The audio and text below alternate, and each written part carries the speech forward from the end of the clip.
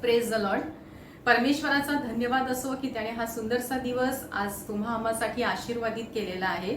आणि आज Methodist Marathi church Borivali या ठिकाणी WSCS संडे आणि हंगामाचा सण साजरा केला जाणार आहे. त्या निमित्ताने आपण मला आमंत्रित केलेलं आहे आणि वचनावर बोलण्याची संधी दिलेली आहे. त्याबद्दल मी मंडळीचे, त्याचप्रमाणे महिला मंडळाचे आणि विशेष करून रेव्हरंड संदीप खरात यांचे मनापासून आभार मानते. आज या विशेष भक्तीनिमित्त जे वचन मी निवडलेलं आहे ते आहे नीतिसूत्र याचा 14वा अध्याय आणि पहिले वचन. प्रत्येक सुज्ञ स्त्री आपले घर बांधते. या वचनाकडे वळण्याआधी आपण प्रार्थना करूया. पवित्र पवित्र सेनाधीश परमेश्वर, तुझ्या नावाला मान, महिमा आणि गौरव असो. हे देवबाप्पा, प्रभू परमेश्वरा, तू थोर महान जिवंत परमेश्वर आहेस आणि तू आमच्या प्रचंड प्रेम करतोस आणि आम्हाला तू या सुंदरशा दिवसासाठी राखून ठेवलेला आहेस, म्हणून मी तुला धन्यवाद देते. देवबाप्पा, ज्या वचनावर आम्ही चिंतन मनन करणार आहोत ते वचन आमच्या जीवनासाठी तू आशीर्वादित कर आणि त्याचप्रमाणे हे वचन ग्रहण करण्यासाठी तू आमच्या मनाची तयारी करून घे. देवबाप्पा, प्रभू परमेश्वरा, वचन बोलत असताना माझ्या मुखाला ओठांना तू स्पर्श कर. प्रभू, आम्हा बरोबर तू राहा बाप्पा. तुझी उपस्थिती आम्हा सोबत असू दे. आणि बाप्पा, आजची संपूर्ण भक्ती तू आशीर्वादित कर बाप्पा आणि त्याचप्रमाणे या सर्व मंडळीवर तुझा विपुल असा आशीर्वाद असू दे. पाळक साहेब आणि त्यांचं कुटुंब यांची सेवा देखील तू आशीर्वादित कर. तारणारा प्रभू येशू ख्रिस्त याच्या नावाने लहानशी विनंती सादर केली आहे, म्हणून तू ऐक. आमेन. प्रियांनो, 2020 हे वर्ष आपण कधीच विसरू शकणार नाही, कारण या वर्षामध्ये कोविड-19 या महामारीने जो उत्पात मांडवलेला आहे तो आपण सर्वांनी पाहिलेला आहे आणि अनुभवत आहोत. आज संपूर्ण जगामध्ये कोविड-19 मुळे अनेक लोकांचं नुकसान झालेलं आहे. कोणी बेघर झालेलं आहे, अनेक मृत्युमुखी पडलेले आहेत, अनेकांच्या नोकऱ्या गेलेल्या आहेत, अनेक जण आर्थिक संकटात सापडलेले आहेत. मोठे मोठे जे देश आहेत, जे आर्थिकदृष्ट्या सबळ आहेत, मेडिकलच्या दृष्ट्या सबळ आहेत, तरी देखील त्या या आजाराचा, या महामारीचा सामना करू शकलेले नाहीत.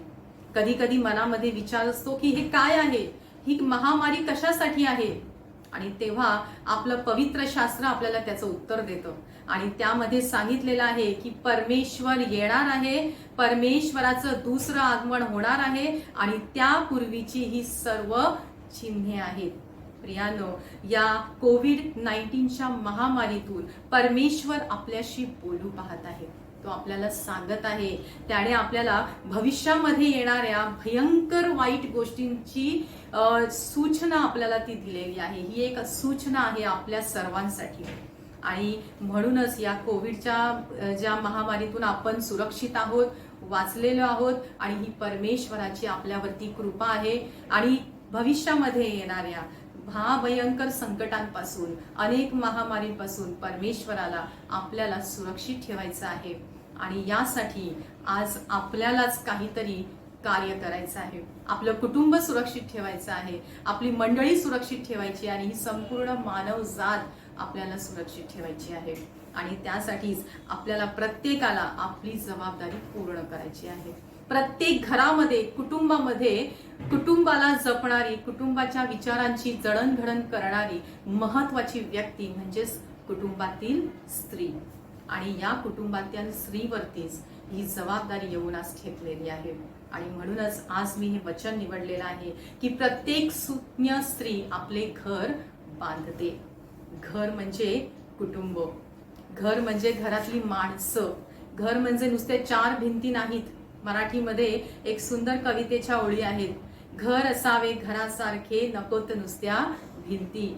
घर असावे घरासारखे, नकोत नुसत्या भिंती. तिथे असावा प्रेम जिव्हाळा, नकोत नुसती नाती.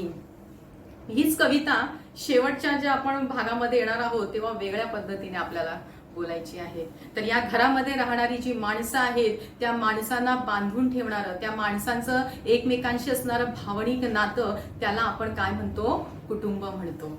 परंतु एक सुज्ञ स्त्री घर बांधते आणि ते घर म्हणजे फक्त विटा मातींचं घर नसून एक आध्यात्मिक घर ती बांधत आहे. आणि त्या आध्यात्मिक घराला बांधणाऱ्या स्त्रीला सुज्ञ स्त्री असं म्हटलेलं आहे. या घराचा जो पाया आहे तो आहे प्रभू येशू ख्रिस्त. या घराचे जे खांब आहेत ते देवाच्या ज्ञानाने भरलेले आहेत. या घराच्या ज्या भिंती आहेत त्या परमेश्वराच्या वचनांनी रंगवलेल्या आहेत. या घराचे जे छत आहे ते पिता, पुत्र आणि पवित्र आत्मा या त्रैक्याने बांधलेले आहे. या घरामध्ये जे कुंपण आहे घराच्या अवतीभोवती तिथे देवदूतांचा पहार आहे. आणि ज्या घरामध्ये परमेश्वराचा वास आहे त्या घरामध्ये परमेश्वराचं वचन आहे. असं सुंदर घर एक सुज्ञ स्त्री बांधत असते. प्रियांनो, आणि हे सुंदर घर बांधण्याची जबाबदारी त्या स्त्रीवर परमेश्वराने टाकलेली आहे. काय म्हणतंय वचन की मत्ते 7:24, म्हणून जो प्रत्येक जण माझी वचने ऐकून त्याप्रमाणे वागतो तो कोणा एका सुज्ञ मनुष्यासारखा ठरेल. त्याने आपले घर खडकावर बांधले आणि तो खडक म्हणजे प्रभू येशू ख्रिस्त. ज्या घरामध्ये परमेश्वराची वचने आहेत तो त्या घराचा पाया म्हणजे प्रभू येशू ख्रिस्त आहे. आणि ज्या घरामध्ये असं वचन तयार केलं जातं, अशा वचनांनी जे घर बांधलेलं आहे, परमेश्वराच्या वचनांनी बांधलेलं घर, ज्या घराचा पाया प्रभू येशू ख्रिस्त आहे, जो तो बांधतो त्याला काय म्हटलेलं आहे? सुज्ञ व्यक्ती असं म्हटलेलं आहे. आणि दुसरं जे वचन आहे नीतिसूत्र 9:10 मध्ये, परमेश्वराचे भय ज्ञानाचा आरंभ होय आणि परमपवित्राला ओळखणे हीच सुज्ञता होय. पहा काय म्हटलेलं आहे की जो परमपवित्राला ओळखतो त्याला काय म्हटलेलं आहे? सुज्ञ. सुज्ञ म्हणजे ज्याला परमेश्वराचे ज्ञान आहे अशी व्यक्ती. आणि पहा आपल्या वचनामध्ये काय म्हटलेलं आहे? प्रत्येक सुज्ञ स्त्री आपले घर बांधते. जी परमेश्वराच्या वचनामध्ये आहे, जी परमेश्वराला ओळखते ती सुज्ञ स्त्री आहे. आणि आपल्या घरासाठी, आपल्या कुटुंबातील व्यक्तींसाठी काय महत्वाचं आहे हे तिला चांगलंच ठाऊक आहे. आणि त्याच पद्धतीने जे परमेश्वराला हवं असं पवित्र इमारत किंवा पवित्र वास्तू ती बांधत आहे. आणि त्यालाच म्हणून म्हटलेलं आहे तिला सुज्ञ स्त्री असं म्हटलेलं आहे. पवित्र शास्त्रामध्ये सुज्ञ स्त्रिया किंवा सद्गुणी स्त्रिया यांची अनेक उदाहरणं आहेत. अनेकांची जीवनचरित्र आपण अभ्यासलेली आहेत, पाहिलेली आहेत, वाचलेली आहेत. तर त्यापैकी काही व्यक्तिरेखा आज आपण उदाहरणादाखल पाहणार आहोत. आणि त्याच्यातली पहिली व्यक्तिरेखा म्हणजे रुथ. रुथ ही मवाबी होती आणि तिचे जे सासर होतं ते होतं यहुदी. तिच्या सासूचं नाव होतं नामी. नामीला 2 मुलं होती आणि रुथ ही तिची सून होती. परंतु नामीचे दोन्हीही मुलं मृत्युमुखी पडले, ते मरण पावले. रुथ विधवा झाली आणि नामीला आता तिसरा कोणीही पुत्र नव्हता. आणि तिने आपल्या सुनांना सांगितलं की तुम्ही दोघी काय करा, आपापल्या माहेरी निघून जा. तिची एक सून माहेरी निघून गेली, परंतु रुथ मात्र तिच्या जवळच राहिली. आणि ती नामीला काय म्हणाली? तुम्ही जेथे जाल तेथे मी जाईन, तुम्ही जेथे राहाल तेथे मी राहीन. तुमचा देव तो माझा देव, तुमचे लोक ते माझे लोक. पहा की रुथने खऱ्या परमेश्वराला ओळखलं, त्याच्या वचनाप्रमाणे ती राहिली आणि ती आपल्या सासू समवेत राहिली. ही होती सुज्ञ स्त्री, कारण परमेश्वराचं वचन तिच्या ठाई होतं. आणि म्हणून तिने आपल्या सासूकडे राहण्याचा निर्णय घेतला आणि तिचा हा निर्णय परमेश्वराला आवडला आणि परमेश्वराने तिच्या जीवनामध्ये कार्य केलं. आणि हीच जी रुथ आहे तिने येशूच्या वंशावळीमध्ये नाव मिळवलं. परमेश्वराने तिच्या चांगल्या कार्याची, चांगल्या कर्तृत्वाची दखल घेतली. पुढची जी स्त्री आहे ती म्हणजे एस्तेर. एस्तेर राणी ही स्वतः यहुदी होती, परंतु तिचा पती राजा अहश्वरोष हा परराष्ट्रीय होता आणि हामान हा त्याचा सेनापती होता. आणि या सेनापतीने राजाबरोबर मिळून यहुदी लोकांचा नाश करायचं ठरवलं होतं आणि त्याच्यासाठी त्याने एक योजना आखली होती. परंतु एस्तेरला जेव्हा कळलं की माझ्या लोकांचा नाश होणार आहे आणि मला माझ्या पतीला देखील परमेश्वराच्या कोपापासून वाचवायचं आहे, माझ्या लोकांना मला वाचवायचं आहे, आणि त्यावेळेस तिने उपास तापास केले, योजना केल्या आणि हामानाचा सर्व डाव उधळून लावला. आणि त्याला, आपल्या पतीला तिने काय केलेलं आहे? परमेश्वराच्या कोपापासून वाचवलं, यहुदी लोकांचे प्राण वाचवले.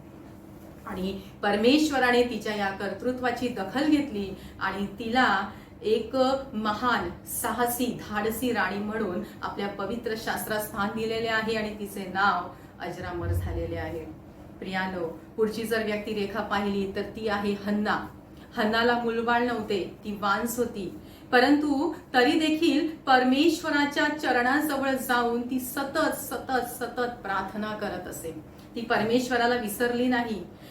जगाने तिला टोकलं असेल, अनेक लोकांनी तिला वाईट साईड बोललं असेल, परंतु ती घाबरली नाही. तर कारण ती परमेश्वराच्या भयात होती, परमेश्वराच्या विश्वासात होती, परमेश्वराच्या वचनात होती आणि शेवटी परमेश्वराने तिची कूस वाहती केली आणि एक आदर्श माता म्हणून तिला गौरविले आहे. शुनेम करीन स्त्री, या स्त्रीविषयी तर आपल्या सर्वांनाच माहीत आहे. त्या काळामध्ये शुनेम या ठिकाणी पापांचा मोठ्या प्रमाणामध्ये प्रमाण वाढलेलं होतं. समाजामध्ये बाल देवाची सगळीकडे प्रार्थना पूजा केली जात असायची आणि इस्रायल राजचं जे मंदिर होतं ते देखील उद्ध्वस्त झालं होतं, तिथेही लोक जात नव्हते. आणि अशा या परिस्थितीमध्ये लोक परमेश्वरापासून दूर गेलेले होते आणि अशा परिस्थितीमध्ये परमेश्वरावर विश्वास ठेवणारी ही शुनेम करीन स्त्री होती. ती परमेश्वराच्या वचनाप्रमाणे चालत होती. ती वांस होती, तिचा पती म्हातारा होता, पण तरी देखील ती कशी होती? आनंदी होती, सुखी होती. त्या गावामध्ये अलिशा नावाचा संदेश आला. हा देवाचा माणूस आहे, ज्या देवावर मी विश्वास ठेवते, ज्या देवाच्या वचनाप्रमाणे मी वागत आहे, हा त्या देवाचा माणूस आहे. हे जेव्हा तिला कळलं, तिने त्याचं आगत स्वागत केलं आणि पहा, परमेश्वराने तिच्या जीवनामध्ये एकदा नाही दोनदा चमत्कार केले. ती जी वांस होती तिला पुत्र दिला आणि तो पुत्र मृत्युमुखी जेव्हा पडला तेव्हा परमेश्वराने त्याला जीवनदान दिलं, मेलेल्यातून उठवलं. अशी ही सुनेम करीन स्त्री. नव्या करारामध्ये पण आपल्याला वेगवेगळ्या स्त्रिया दिसून येतील. मार्था, मरिया, शोमरोनी स्त्री, गरीब विधवा स्त्री, कनानी स्त्री, ज्यांनी परमेश्वरावर विश्वास ठेवलं, परमेश्वराने त्यांच्या जीवनामध्ये कार्य केलं आणि परमेश्वराने त्यांच्या कार्याची दखल घेतली, त्यांना नेहमीसाठी स्मरणामध्ये ठेवलं. ज्या ज्या स्त्रियांनी परमेश्वराला ओळखलं, आपल्या जीवनात परमेश्वराला स्थान दिलं, त्या प्रत्येक स्त्रीची परमेश्वराने आठवण ठेवली आणि त्यांच्या जीवनामध्ये अद्भुत कृत्ये, अद्भुत चमत्कार केलेले आपण पाहिलेले आहेत. आज आपलं वचन आहे, प्रत्येक सुज्ञ स्त्री आपले घर बांधते. आणि या ज्या सर्व स्त्रिया आहेत ज्यांनी परमेश्वरासाठी कार्य केलं, त्यांच्यासाठी परमेश्वराने काय केलेलं आहे? स्वर्गामध्ये त्यांना घर दिलेलं आहे. त्यांनी स्वतःसाठी घर बांधलेलं आहे, स्वतःच्या कुटुंबासाठी घर बांधलेलं आहे, कारण त्यांच्याद्वारे त्यांच्या कुटुंबाचं तारण झालेलं आहे. आणि आज ही जबाबदारी तुम्हाला आणि मला परमेश्वराने दिलेली आहे. जर प्रत्येक स्त्रीने आपलं घर परमेश्वराच्या इच्छेप्रमाणे बांधलं, परमेश्वराच्या वचनाप्रमाणे बांधलं, तर मग आपलं आणि आपल्या घराण्याचं तारण निश्चित आहे. आणि संपूर्ण जगामध्ये जेव्हा ही सुवार्ता पसरेल, संपूर्ण जगातील प्रत्येक स्त्रियांनी जर ही गोष्ट केली, तर भविष्य काळामध्ये येणाऱ्या महामारी असू दे, परमेश्वराची तलवार असू दे, आपण सुरक्षित राहू, आपलं कुटुंब सुरक्षित राहील, हे जग सुरक्षित राहील. प्रियांनो, सुज्ञ स्त्री काय काय करते याचं सुंदर विवेचन नीतीसूत्रे याचा 31वा अध्याय आणि 10 ते 31 वचनामध्ये आलेले आहे. तुम्ही जरूर वाचा, अगदी मन लावून बारकाईने वाचा की एक स्त्री, एक महिला जी सुज्ञ तिला म्हटलेलं आहे, तिला सद्गुणी म्हटलेलं आहे, ती काय काय करते.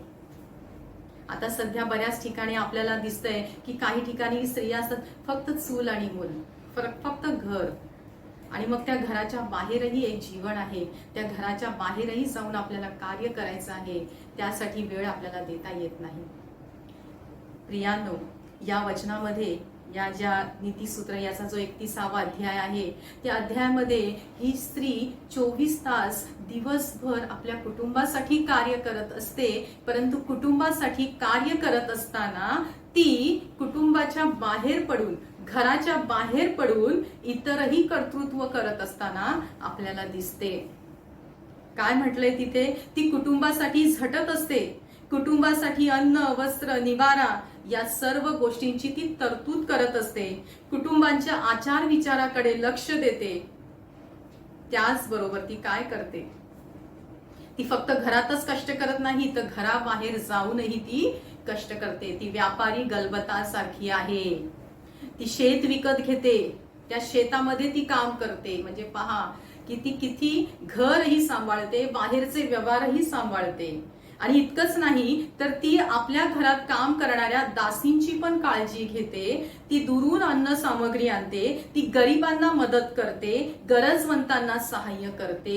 तिच्या मुखातून गोड शब्द येतात, तिच्या मुखातून दयेचे शिक्षण येते. आणि अशी ही सुज्ञ स्त्री असते. म्हणजे घर आणि घराबाहेरची जी समाज आहे, जो परिसर आहे, तिथेही तिचं कार्य चालू आहे. आणि आज मला वाटतं WSCS संडे आहे आणि त्याचं उद्दिष्ट हेच आहे की स्त्रियांना ख्रिस्तामध्ये वाढवणं आणि ख्रिस्ताची सुवार्ता संपूर्ण जगामध्ये पसरवणं, हे काम देखील स्त्रियांना दिलेलं आहे परमेश्वराने. बरोबर आहे की नाही? मग आज आपल्या मंडळीतील सगळ्या स्त्रियांनी आपलं घर तर आपण उत्तमरित्या सांभाळतच आहोत, मुलांना आपण दैनिक व्यावहारिक शिक्षण देण्यासाठी झटत आहोत, परंतु मुलांना ख्रिस्तामध्ये वाढवण्यासाठी आपण काय करत आहोत? आपल्या घरातल्या प्रत्येक व्यक्तीमध्ये परमेश्वराचं वचन वाढावं म्हणून आपण काय करत आहोत, हे महत्वाचं आहे. कुटुंब आणि समाज यामध्ये ती स्वतःचं काय करत आहे, आदर्श व्यक्तिमत्व ती काय करत आहे, सांगत आहे, ती सिद्ध करत आहे. आणि हे केव्हा शक्य आहे, जेव्हा ती परमेश्वराच्या भयात राहते आणि आपल्या कुटुंबाला परमेश्वराच्या भयामध्ये वाढवते. तुम्हाला माहितच आहे, नीतिसूत्र 31 आणि 21 मध्ये देखील खूप सुंदर वचन सांगितलेलं आहे. 31 आणि 21 पहा बरं, वाचा. आपल्या कुटुंबासाठी तिला बर्फाचे भय वाटत नाही, कारण तिचे सर्व कुटुंब किरमिजी बनात पांघरलेले असते.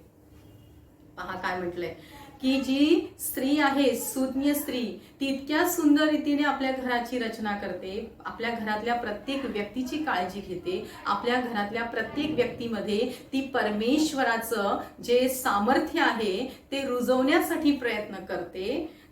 तिला माहिती आहे की माझ्या घरामध्ये चारी दिशाला परमेश्वराचं कुंपण आहे आणि परमेश्वराच्या सुरक्षा कवचामध्ये माझं कुटुंब आहे, आणि म्हणून तिला कशाचंही भय वाटत नाही, कशाचीही चिंता वाटत नाही. इतकंच नाही तर भविष्यामध्ये येणाऱ्या संकटाची पण तिला चिंता वाटत नाही, कारण भविष्यामध्ये जे संकट येणार आहे त्या संकटापासून वाचवण्यासाठी जी महत्वाची गरज आहे ती योजना, ती तरतूदही तिने करून ठेवलेली असते.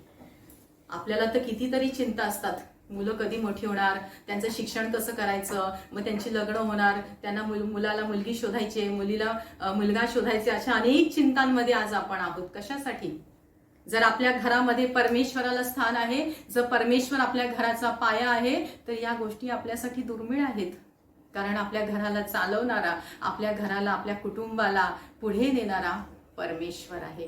आणि अशा घरामध्ये जिथे परमेश्वराचं वास्तव्य आहे तिथे कशाचं भय नाहीये, कारण त्या सुज्ञ स्त्रीने आपल्या कुटुंबाला परमेश्वराच्या सामर्थ्यामध्ये बळकट केलेलं आहे, परमेश्वराच्या सामर्थ्यामध्ये शिकवलेलं आहे, नैतिक शिक्षण दिलेलं आहे. आणि असं घर आशीर्वादित घर आहे, आणि अशी स्त्री ही सुज्ञ स्त्री आहे. आणि म्हणूनच वचन सांगते नाही का की बर्फ पडणार आहे याची देखील चिंता त्या स्त्रीला नसते, कारण तिने त्या बर्फापासून आपल्या कुटुंबाचं संरक्षण व्हावं म्हणून किरमिजी रंगाचं वस्त्र तयार करून ठेवलेलं असतं, उबदार छान उंची वस्त्र.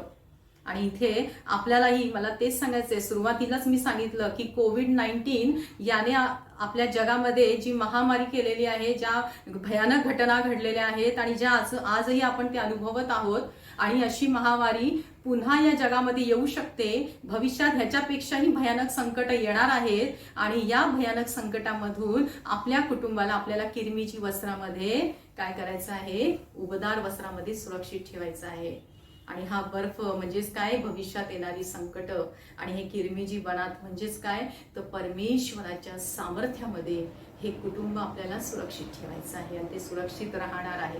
पण त्यासाठी सर्वप्रथम आपल्याला परमेश्वराच्या वचनामध्ये वाढायचं आहे, आपल्याला परमेश्वरासाठी कार्य करायचं आहे, आणि आपल्या कुटुंबामध्ये आपल्याला परमेश्वराचं वास्तव्य अधिक आणि अधिक बळकट करायचं आहे.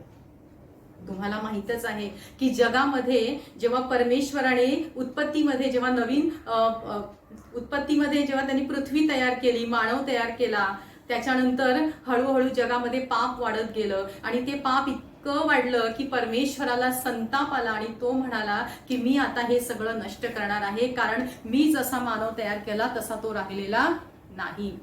आणि मग त्याने नोहाला सांगितलं की तू काय कर, स्वतःसाठी एक तारू बांध.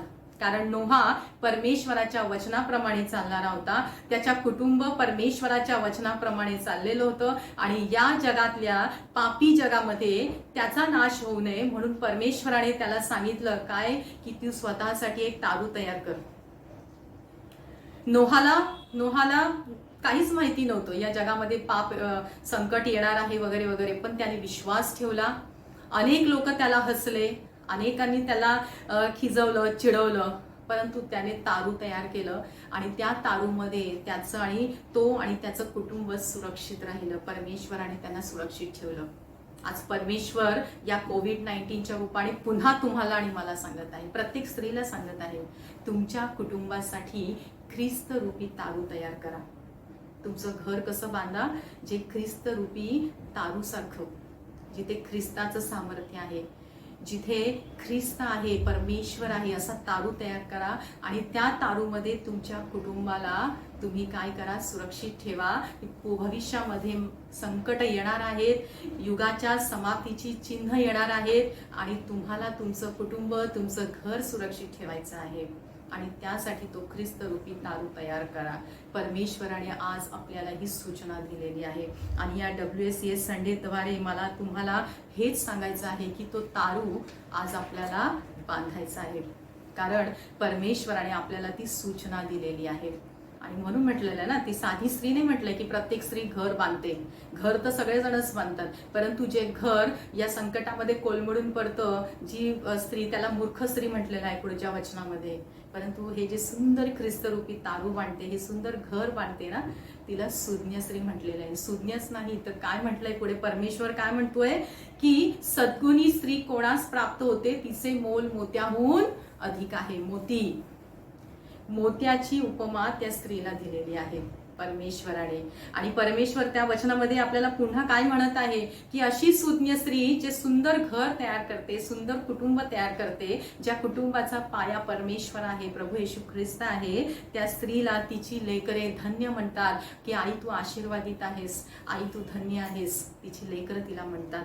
तिचा पती तिची प्रशंसा करतो, तिच्यावरती विश्वास ठेवतो. आणि पुढे म्हटलेलं आहे, परमेश्वर तिला म्हणतो की तू सद्गुणी स्त्री आहेस आणि सर्व स्त्रियांमध्ये तू श्रेष्ठ आहेस. सुंदर आशीर्वाद, जिच्या सद्गुणांमुळे परमेश्वराच्या घरात तिला आणि तिच्या कुटुंबाला काय मिळणार आहे, स्थान मिळणार आहे. आणि म्हणूनच मला सांगायचं आहे की ते ख्रिस्त रूपी तारू आपल्या घराला ते रूप द्यायचे आपल्याला, आणि ही महत्वपूर्ण जबाबदारी आज स्त्रियांवर आहे. आज माझी लेकरं परमेश्वराच्या वचनात वाढत आहेत का? आज माझी लेकरं परमेश्वराच्या भयात वाढत आहेत का? माझा पती, माझे घरातले सर्व, माझे सासू सासरे, आई वडील सर्वजण ख्रिस्तामध्ये आहेत का? ख्रिस्तामध्ये येत आहेत का? माझ्या घराला देवदूतांचा पहारा आहे का? माझ्या घराचा पाया ख्रिस्त आहे का? माझ्या घरामध्ये प्रत्येक ठिकाणी परमेश्वराचा दरवळ आहे का? हे आपल्याला तपासून पाहायला पाहिजे. आणि त्यासाठी मी स्वतः ही जी सद्गुणी स्त्री आहे त्याप्रमाणे माझे आचरण आहे का, हे पाहणं महत्वाचं आहे. आपल्याला त्या सद्गुणी स्त्रीचं ते तर आपण सर्वांनी अगदी पाठ करून ठेवायला पाहिजे आणि त्याप्रमाणे आपल्या जीवनामध्ये आपण कार्य केलं पाहिजे, जी सद्गुणी स्त्री आहे ते.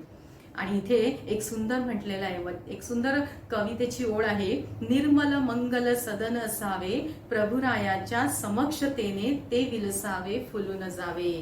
निर्मळ मंगल सदन असावे. सदन म्हणजे घर, निर्मळ म्हणजे जिथे कसलीही वाईट गोष्ट नाही असं निर्मळ असावं, स्वच्छ सुंदर. पुढे म्हटलेलं आहे मंगल, मंगल म्हणजे पवित्र, जिथे परमेश्वराचा वास आहे, पवित्र असं सुंदर घर असावं, असं सुंदर कुटुंब असावं. प्रभुरायाच्या समक्षतेने, जिथे प्रभुराय आहे, जिथे देवबाप्पा आहे, त्याच्या समक्षतेने, त्याच्या सानिध्यामध्ये ते घर काय व्हावं, फुलावं, बहरून यावं. आणि असं सुंदर घर तुम्हाला आणि मला तयार करायचं आहे. आणि म्हणून इथे मला हे पण सांगायचं आहे घरातल्या कुटुंबाला की असं घर जी सांभाळते, ज्या घरामध्ये परमेश्वराचा वास आहे, त्या स्त्रीला तुम्ही मान द्या, सन्मान द्या, तिची काळजी घ्या. कारण सुज्ञ स्त्री ही परमेश्वरापासून प्राप्त होते, ते विसरू नका. आणि म्हणून स्त्रियांना सन्मान द्या, त्यांचा आदर करा. आणि स्त्रियांनो, आपल्या घराला एक निर्मळ पवित्र सदन बनवण्यासाठी आपण झटूया. कारण आपल्याला परमेश्वराने वचन दिलेलं आहे की प्रत्येक सुज्ञ स्त्री घर बांधते, आणि ते सुंदर घर, ते पवित्र घर, ते परमेश्वराच्या वास्तव्याने भरलेलं घर, कुटुंब आपल्याला बांधायचं. आणि संपूर्ण जगातल्या स्त्रियांनी जर हा वसा घेतला, निश्चय घेतला, तर मला वाटतं परमेश्वराचं राज्य या धर्तीवर येईल आणि ही संपूर्ण धरती स्वर्ग बनेल. कोणतंही भविष्यामध्ये संकट आपल्याला काहीच करू शकणार नाही, कारण हे संपूर्ण जग त्या ख्रिस्तरूपी तारूमध्ये काय असेल, सुरक्षित असेल. तर या WSCS संडेतर्फे मला जी बोलण्याची संधी दिलेली आहे त्याबद्दल मी महिला मंडळाचे आणि रेव्हरंड संदीप खरात यांचे आभार मानते. आणि सर्वांना विनंती करते की आपल्या कुटुंबाला ख्रिस्तरूपी तारूमध्ये आपल्याला बसवायचं आहे. घर असावे घरासारखे, नको तर नुसत्या भिंती. त्याचा पाया ख्रिस्त असावा आणि त्याच्या हे जे सर्व छत, त्या भिंती परमेश्वराच्या वचनांनी रंगवलेल्या असाव्या. आणि त्या प्रत्येक कुटुंबातल्या प्रत्येक व्यक्तीच्या हृदयावर परमेश्वराचं नाव विराजमान असावं. तर परमेश्वराच्या सानिध्यात राहूया आणि भविष्यामध्ये येणाऱ्या सर्व संकटांपासून आपल्या कुटुंबाला सुरक्षित ठेवण्यासाठी आपण प्रयत्न करूया. धन्यवाद.